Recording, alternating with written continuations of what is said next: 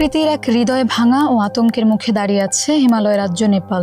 স্বজনহারা মানুষের আর্তনাদ আর প্রকৃতির এমন দুর্যোগ যেন মিলেমিশে একাকার হয়ে গেছে চীন নেপাল সীমান্তে।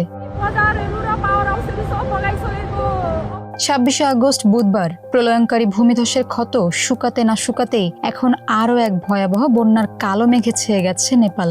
তিব্বত অংশের ভোটেকোশি নদীতে জমা বিপুল কাদা আর পাথরের স্তূপ তৈরি করেছে এক কৃত্রিম হ্রদ বা ব্যারিয়ার হ্রদ, যা এখন এক জীবন্ত টাইম বোমায় পরিণত হয়েছে। ব্যারিয়ার হ্রদ হলো এমন এক ধরনের হ্রদ যা সাধারণত কোনো নদী বা জলপ্রবাহের পথ প্রাকৃতিক বাধায় আটকে গিয়ে তৈরি হয়।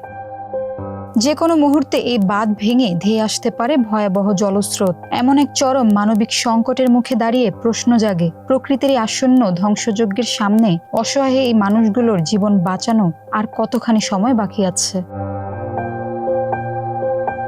এমন ভয়াবহ পরিস্থিতির মুখে পড়ে উদ্ধারকর্মীদের জীবনের নিরাপত্তার কথা চিন্তা করে চীন ও নেপাল উভয় সীমান্তে উদ্ধার অভিযান সাময়িকভাবে স্থগিত করা হয়েছে। নেপালের পাশাপাশি চীনের স্বায়ত্তশাসিত অঞ্চল তিব্বতও ব্যাপক ক্ষতিগ্রস্ত হয়েছে বলে জানা গেছে।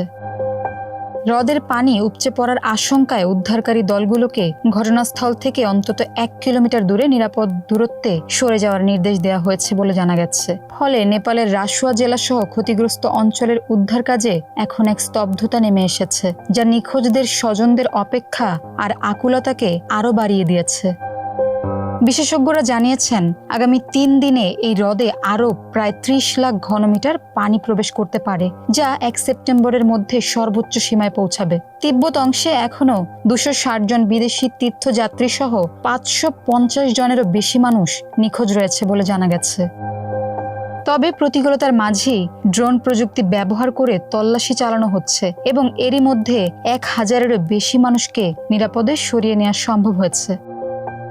ঋতু শেখ, মানব কণ্ঠ।